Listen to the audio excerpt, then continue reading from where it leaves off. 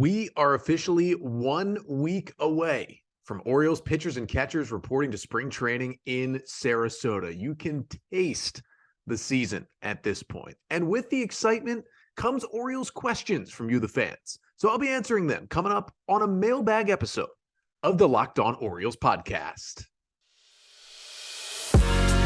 You are Locked On Orioles, your daily Baltimore Orioles podcast. Part of the Locked On Podcast Network, your team every day.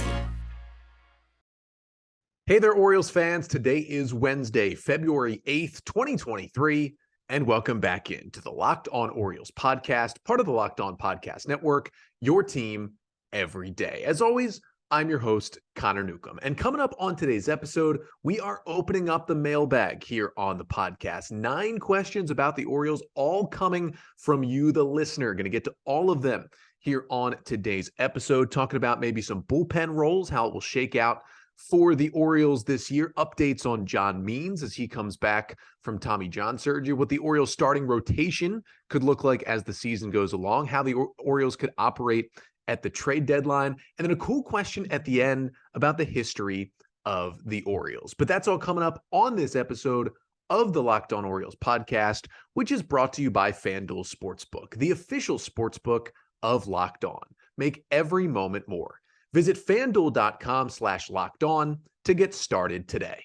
So we'll jump right in here to a Mailbag Wednesday episode of the podcast. Thank you so much for submitting your questions. Again, if you did submit a mailbag question and it was not answered on today's episode, do not worry. We will have future mailbags throughout the offseason and the season as well. We will get to your question. May even have another mailbag later this week, and if not, definitely next week to answer these other questions as well. And at the end, talk a bit about how you can submit those mailbag questions. But let's jump right in to our first question that comes from Joel on Twitter, who asks, how do you see the Orioles bullpen roles shaking out this season? And he did kind of say behind Felix Bautista, because I think to start this question, we obviously are all in agreement that Felix Bautista is the Orioles closer heading into 2023. He got that job at the deadline after the Orioles sent Jorge Lopez to Minnesota, and Bautista was locked down. The mountain was amazing to watch. I cannot wait to see him in his really first full big league season as a closer this year.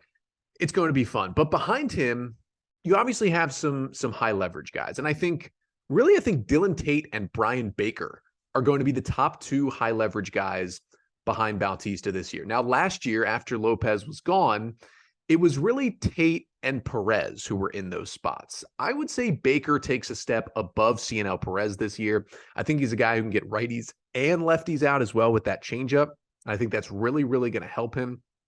Then you kind of go to the guys who are more in middle relief to high leverage spots that can step into the high leverage roles when you need them to, but will pitch more in middle relief. I think that will be Cionel Perez and Michael Givens. I don't think Michael Givens at this point is the pitcher he was his first go around with the Orioles, but he is still a good big league reliever who would help any bullpen in baseball. And that's what he's going to do for the Orioles.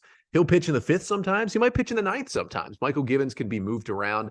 And the same might be with Cionel Perez. I'll get to this in a little bit. I don't think Perez is going to have a sub-2 ERA this year like he did last year, but I still think he'll be solid if he is an Oriole. And then you have the other guys in the bullpen. Right now, I project the other 3 relievers to start the year to be Austin Voth, DL Hall, and Tyler Wells. Obviously, all have starting experience, and all 3 of them started at least 1 game for the Orioles last year. So they're not exactly your typical relievers. I think Voth will be the closest thing to a long reliever the Orioles have in the bullpen. Could pitch in mop-ups, could pitch when a starter gets hurt in the 1st or 2nd inning, could go 2 or 3 innings. DL Hall could be kind of a piggyback guy. He could start some games. He could go in short relief. I think no matter what, you have to put Hall on the opening day roster.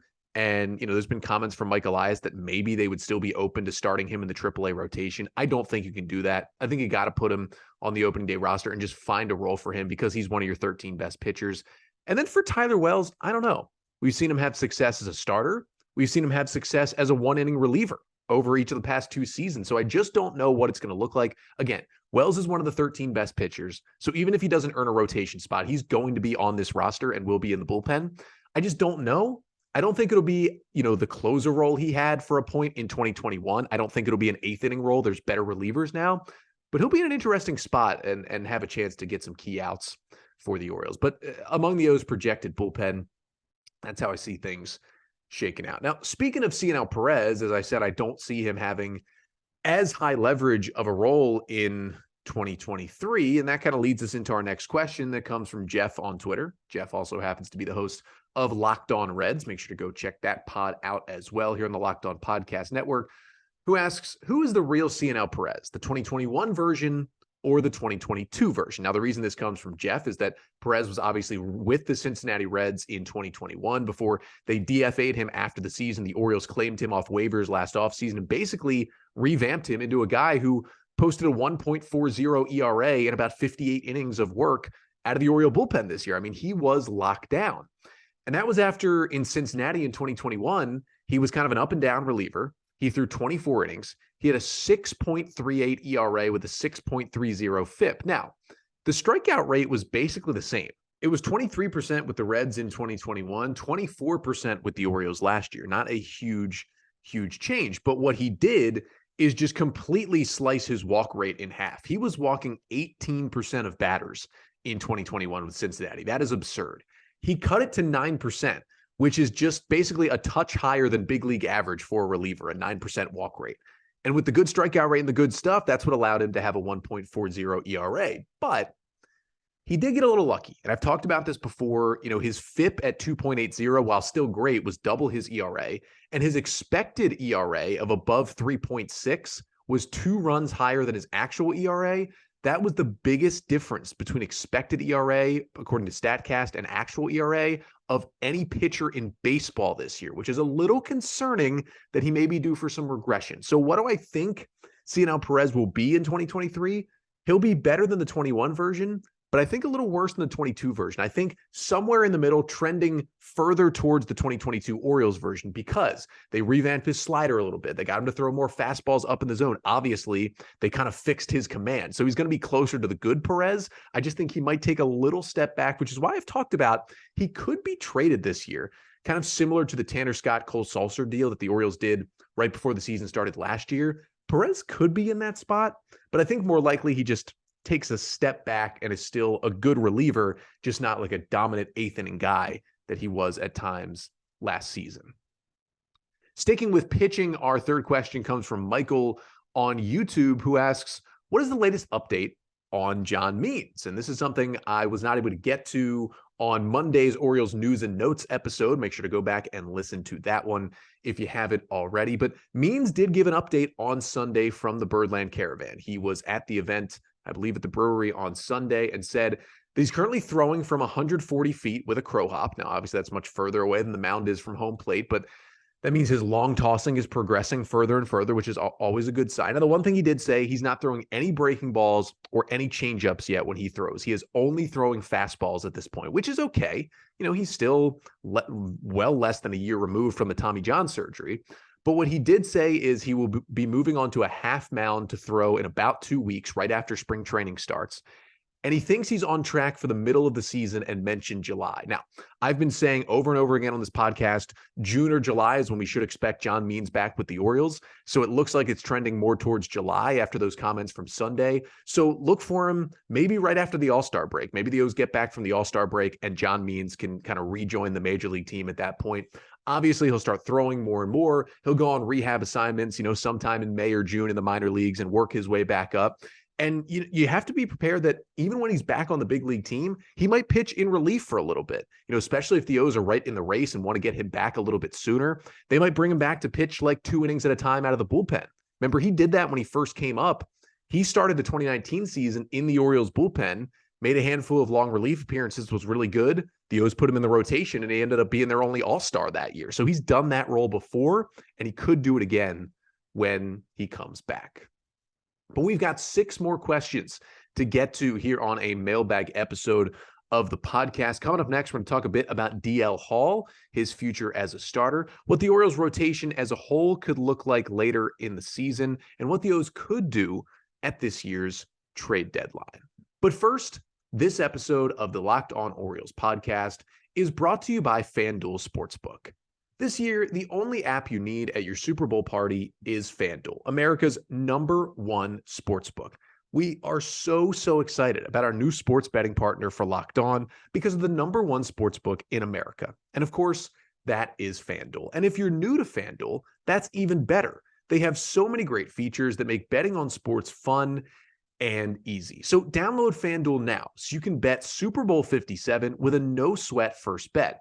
You'll get up to $3,000 back in bonus bets if your first bet doesn't win. And FanDuel, it lets you bet on everything from the money line to point spreads to who will score a touchdown. And if we're taking a look at the Super Bowl this weekend, the Eagles and the Chiefs, I gave out on Monday that I liked the Eagles -1.5 on FanDuel. That is still the line. In terms of the over-under, I like the over at over 50.5 points on FanDuel for what could be a high-scoring Super Bowl between Mahomes and Hurts. And here's the best thing about FanDuel using it on your phone. The Sportsbook app is safe, secure, and super easy to use, and you can get paid your winnings instantly. I love the app right on my phone, makes it really easy. All the odds right there in front of you. It's not confusing to, put together a parlay or make a bet. They just make it so simple and it's secure. So join FanDuel today at FanDuel.com/lockedon to claim your no sweat first bet on Super Bowl 57.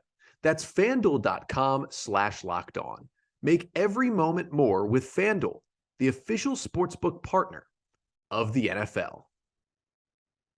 So we're back here on a Mailbag Wednesday episode of the Locked On Orioles podcast, answering your Orioles questions. We'll jump right back into it. Our fourth question of the day comes from Josh on Twitter, who asks, how long of a leash will DL Hall have as a starter with the Orioles? And now, this is kind of a twofold question because I think the answer is different for both just this season and then Hall moving forward, because he just came up at the end of last year, which means he's got a lot of years left, hopefully all the years left with the Orioles. Now, this season, it might not be a super long leash. I at this point, don't think Hall makes the Orioles opening day starting rotation. I think he's going to be given every chance to do so in spring training. But I just think the group is going to be Gibson, Irvin, Rodriguez, Kramer, and Bradish. Now, there's been talk about, well, would the O's then put him in AAA to start? So instead of working him as a reliever, you'd have him built up as a starter in AAA to then bring him up to the big leagues when you need him as a starter. I don't think that's worth it, to be honest to you. He's thrown enough AAA innings, made enough AAA starts at this point that he's shown what he can do at AAA. He's one of the 13 best pitchers on this Orioles roster. It's time to bring him up. It's time to have him on the roster the entire year. Now, whether that means in a starting role, a long relief role, a one-inning role, whatever it may be, he helps the Orioles in the big leagues because he's one of their 13 best pitchers. And if you are truly saying the rebuild is over and you're trying to win this year in 2023, no matter what role it is, you need DL Hall on the opening day roster. So I do think because of that, if they take that approach, it could be a short leash to be a starter because he either may not even start in the rotation, or if he does and there's some early struggles, he can't kind of get deep into games, maybe, like a Tyler Wells would take his spot and Hall would kind of follow him with 2-inning stints out of the bullpen. But what I will say is, even if Hall pitches predominantly in a relief role in 2023 in the big leagues, I still don't think that rules out him being a long-term starter for the Orioles. Now, it could push him back because other starters will fill into that role, but there's going to be spots for him to start down the line. Teams always need starting pitching, especially always need starting pitching depth. And, you have a guy in Kyle Gibson on a 1-year deal. You don't know if Kramer or Bradish are for real. We don't know how much you're going to get out of Cole Irvin, although you have him for 4 more seasons after that trade. They're going to need other starting pitchers. Hall will make starts this year.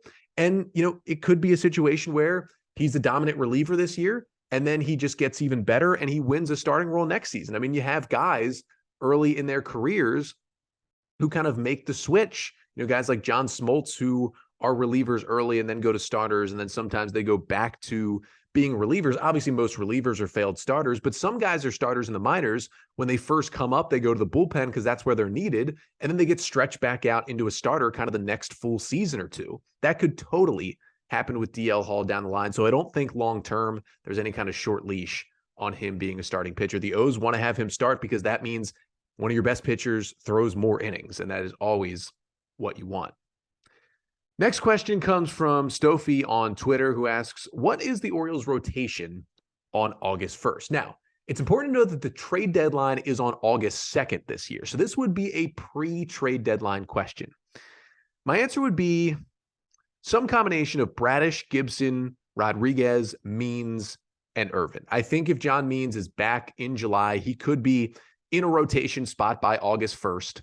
And I just think maybe between Bradish and Kramer, either one isn't as successful or maybe one has an injury. You got to build in somebody's going to get injured. Pitchers always get injured throughout a Major League Baseball season. So that would be my group. But I do think, Bradish, Gibson, Rodriguez, Means, and Irvin, the O's would still be looking, if they're winning, for a starting pitcher at that trade deadline, which would be the next day on August 2nd, which brings us to our next question from Heather on Twitter, who asks, do you think the Orioles will buy at the deadline if they're in the playoff race? And who would they trade away in those deals? Now, this is a good question, and I do think the Orioles will at least be somewhat buyers if they are in the playoff race when the calendar turns to August. Now, were they in the playoff race when the calendar turned to August last year? Yes. Were they buyers? Absolutely not. They were sellers. They traded away Trey Mancini for minor leaguers. They traded away Jorge Lopez for minor leaguers. And the only guy they added was Brett Phillips for cash considerations after he had been DFA'd by the Rays. So they certainly weren't adding. They were selling despite being in the race, and they stayed in the race. But those deals hurt them at the major league level. You could tell down the stretch when the bats went quiet and the bullpen wasn't as good because they traded away Lopez and Mancini. So you get to this point, and even if the O's are in first place somehow in the AL East, I don't think they're going to be all-in crazy buyers at this year's trade deadline because I think they'll want to hold on to some of the top prospects it would take, and I still think Mike Elias wants to see where it goes, and I don't think John Angelos wants to trade for anyone that they would have to pay at any point, it seems like. But I do think what they could do is kind of play both sides. This is something we've seen the Rays do at times, Cleveland do at times, other teams like that. We saw the Brewers try to do it at the deadline this year, where, you're not selling off maybe the big pieces of your team, but you are trading away a few more, lower on the roster major leaguers and then adding some mid-roster major leaguers. So your team gets better. You don't make the giant splash, but your team does get better at the deadline. So, you could look at some moves where maybe the O's go add a starting pitcher, but it's not Corbin Burns. They add more of a mid-level guy. Maybe they go get a guy where, similar to the Cole Irvin trade, they get a guy with multiple years of control. Maybe they give away one of Jordan Westberg or Connor Norby or Joey Ortiz because it gets to July and they realize, all right, one of these guys is just going to be completely blocked and have no chance to play at the big leagues for us. So they go ahead and trade one of those guys who's performing in AAA, and they go get a mid-rotation pitcher to kind of solidify things and help them for a couple years moving forward. I think that certainly could happen. Now, you could also see them try to do something where, maybe they go after a little more of an ace, and maybe they would trade away one of like Kyle Bradish or Dean Kramer potentially to kind of upgrade in that rotation spot. I think that could certainly happen. Maybe if John Means shows he's healthy early enough, they would look to deal him. I mean, I don't think so just because of the injury, but there are possibilities. And you could really also see the Orioles like buy a left-handed bat. They really need a left-handed bat in that lineup. They go get one. And they also trade away one of their relievers. They look at, maybe Michael Givens because he's on a one-year deal and he's not super dominant, but he's good. And the O's are thinking, all right, we're not going to re-sign him. We have bullpen guys behind him to bring up from the minor leagues. Let's just get some prospect depth for Michael Givens. You could see them doing that. I wouldn't love them doing it, but they could do a deal like that, or even for a Dylan Tate if he takes a little step back, or even a Cionel Perez, the deadline, like I talked about.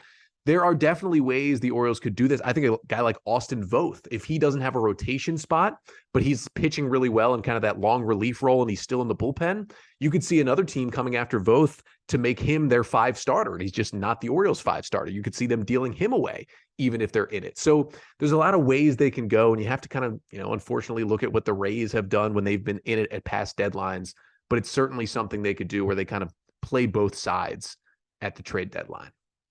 We've got 3 more questions to get to here on a mailbag episode, talking about some extensions the Orioles could give out to maybe not their absolute star players, another surprise trade similar to Cole Irvin that the Orioles could make, and then a fun question about, teaching people about the history of Orioles baseball.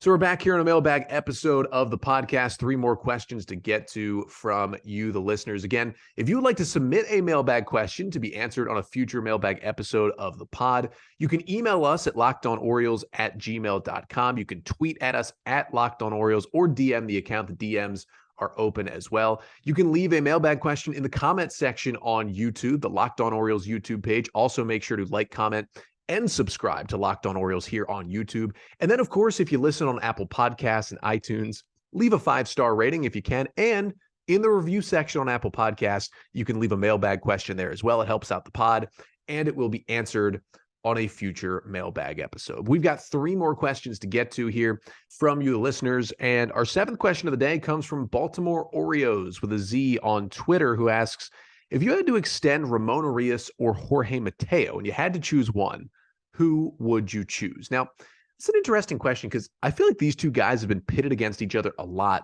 throughout this offseason. It's just because both guys have come up in some trade rumors this offseason. Both guys were starting infielders last year, but I think we feel are the 2 most likely guys to potentially at some point this year or next year lose those starting spots to some Orioles infield prospects who I think both have, all have higher ceilings potentially than Mateo and Urias. So we'll start with Jorge Mateo, 27 years old, free agent after 2025. Bat really hasn't been there yet, but stellar elite defense, elite speed, and has versatility. He can play the outfield still if the Orioles would need him to. Ramon Urias, 28 years old, so he's a year older. Free agent after 2026, though, so you do have 1 more year of control currently for Ramon Urias. He's got a solid bat. It's above league average. It's much better than Jorge Mateo's. Really good defense. Won a Gold Glove. Not as elite as Mateo, but still good. Less versatility, though. Really, Urias can only play third base and second base and a little bit of shortstop if you need him in a pinch, but you can't really move him out to the outfield like you can with Mateo. And when you look at these two guys, it's tough to compare them because I think they're both in a similar boat. And I think they both could be traded this offseason. Now, I will say, I don't think either are extension candidates for the Orioles. I think moving forward, the O's will either trade one of these guys as they get closer to free agency or just kind of let their time with the Orioles run out and be replaced by, prospects that are coming up, whether it's Jordan Westburg now or whether it's Jackson Holliday a couple years down the road. But if I had to pick, I think I would take Jorge Mateo because of the versatility. You keep him on the team. He can play the infield, play the outfield, give you elite defense. He can come off the bench, steal a base, maybe pinch hit against a lefty, give you a lot of different stuff off the bench. And I would suppose in this world where I'm looking to extend either Urias or Mateo, it probably means each of them has solidified the bat a little more. On Mateo's side, he had become at least consistent with the bat where he's at least league average, maybe slightly above with the bat every year. And Urias had finally stopped hitting the ball into the ground and was hitting the ball in the air a little bit more and having better power success.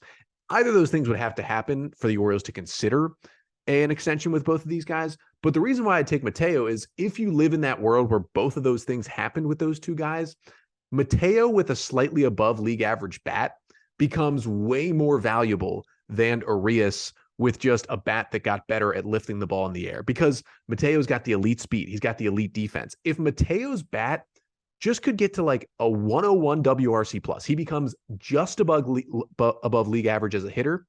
You can extend him to be your everyday shortstop on a playoff team. That's how good he would be if he just got his bat from where it is now, which is like an 80 WRC plus. He's 20% below league average to slightly above league average. He becomes an elite player on the field with all the value he brings with base running and defense. So I think if it comes to that point, Mateo definitely the stronger extension candidate. Next question comes from Matt on Twitter, who asked, the Cole Irvin trade was a little surprising. Who could the Orioles target in another similar surprising trade?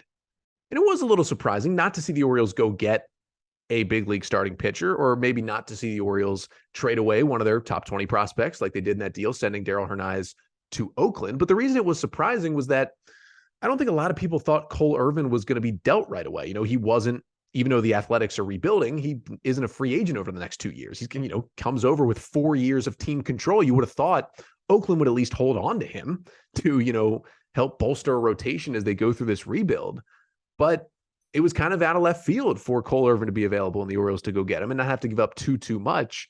So I thought in kind of similar ways with 2 players. And I didn't do it for pitchers because I figured if the Orioles are going to trade for another pitcher here, either this offseason or this season, it's probably going to be someone better than Cole Irvin. And you would have to think if they're really going in, they're going to target, the Corbin Burns type to go get another guy instead of going to get another 4-type starter and just add him to kind of all the depth starters the Orioles already have. So I switched to hitters because I think the Orioles could still use another bat, certainly a left-handed bat in this lineup, someone who can play the corner outfield, can DH, maybe play some first base, and has some team control that can help this team for years down the road.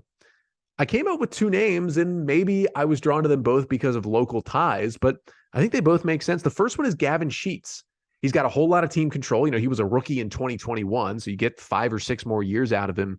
I think the White Sox, they're not looking to trade him now, but I think they're going to kind of be a disaster. They have talent on that team, but who knows what's going on with the White Sox? They did absolutely nothing this offseason besides replace Tony La Russa, which was a good thing, but they didn't add to the team at all, which was kind of a disaster last year. Just a tough scene in Chicago. They got a lot of weird players who are like DH, first base, and can kind of play the outfield types, but not really. And they need to get better defensively. Gavin Sheets isn't a great defender, especially when he plays the outfield. He's got the Baltimore tie, grew up here, obviously the son of Larry Sheets, who played for the Orioles. And I just think maybe it makes sense. He's a left-handed hitter, first base, DH. He's not good in the outfield, but he's played out there before and could play out there in a pinch, gives you a little versatility. Yeah, he was about a league average hitter this year, but he's got big power. He was well above league average in 2021 when he came up with the White Sox, and obviously still a lot of room to grow because he is so young at this point. I think Sheets could make a lot of sense if the White Sox are just trying to diversify their roster a little bit and trade away from some of that logjam of like the not very good outfield defensive types who can hit.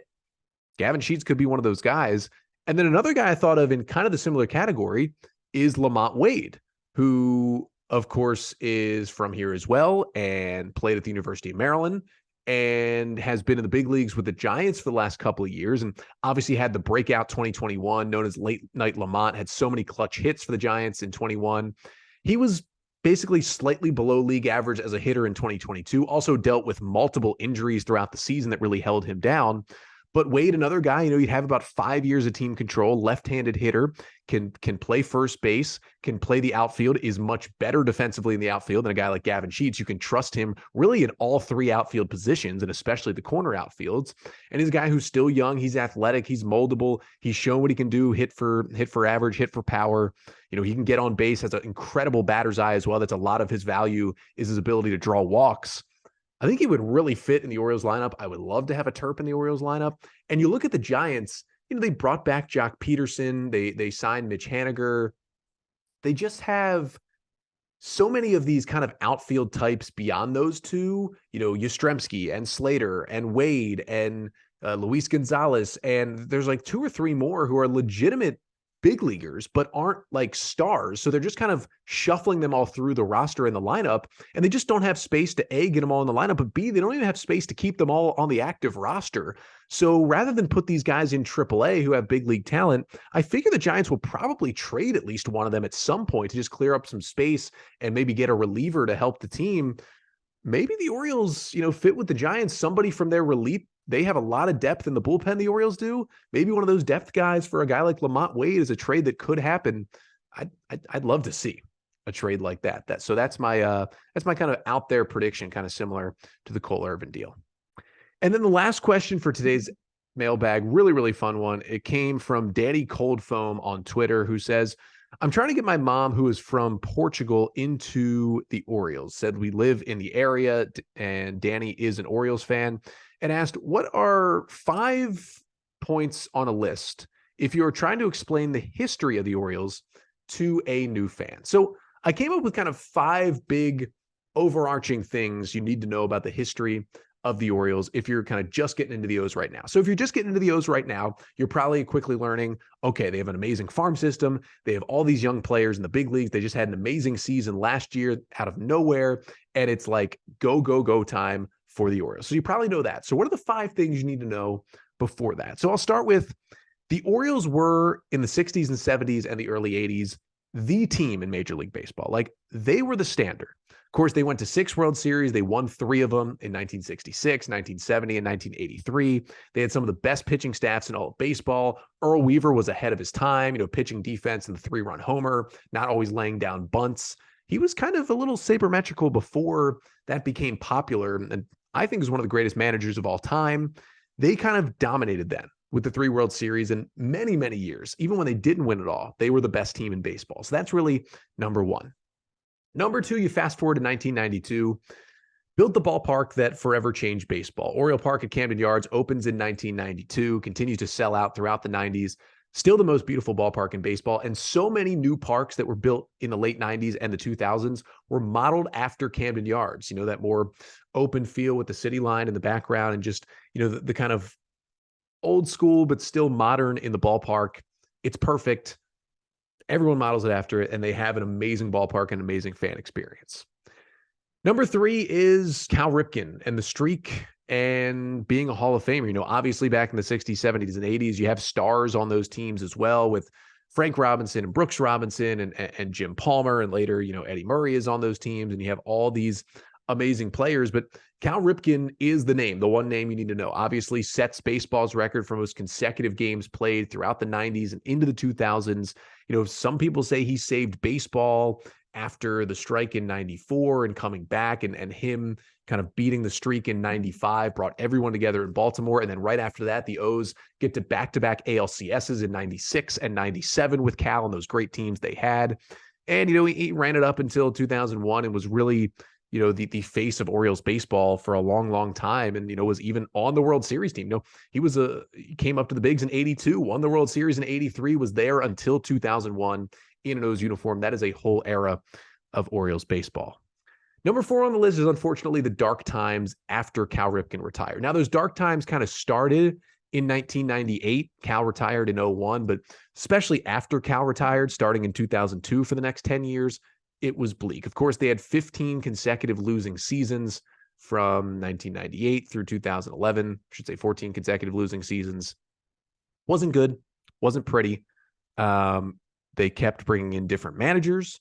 They kept bringing in different types of players. They spent money. They made trades. They tried everything. They never really built up a good farm system, but they had prospects who had a lot of oomph behind them and just never worked out. And they had some really, really good players on those teams, but it was basically pencil them in for 90 plus losses every single year.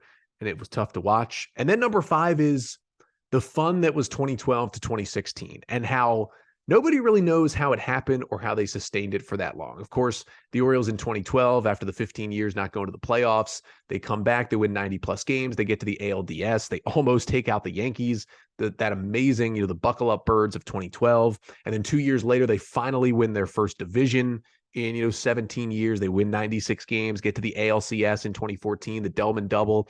And then getting back there in 2016 with just a bunch of guys mashing homers and getting to the postseason in 2016.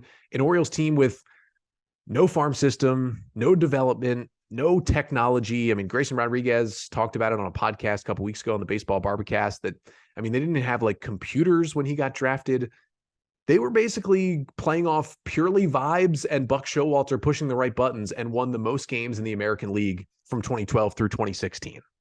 So those are kind of the 5 points to get into Orioles baseball. And I hope your mom gets into the O's and loves the O's just as much as you do, as I do. It's a fun team to root for. And listen, it is a good time to be an O's fan here as we head into 2023. But thank you all for the mailbag questions you submitted for today's episode. Again, if you submitted a question but didn't hear it, most likely going to get to it on a future mailbag episode, which may even be coming up this Friday when I return here on the pod to talk a little bit more O's to finish out the week. And then this week, the final week of 3 episodes a week. When we return on Monday, we'll just be a couple days away from pitchers and catchers reporting, and we'll be back to 5 podcasts a week, Monday through Friday, a new episode every day, the Locked On Orioles podcast, starting on Monday. But before then, we'll be back Friday, a little mailbag, talk a little bit about the Angelos lawsuit being dropped and what that means for the Orioles moving forward. But until then, I'm Connor Newcomb, and this has been the Locked On Orioles podcast, part of the Locked On Podcast Network. Your team, every day.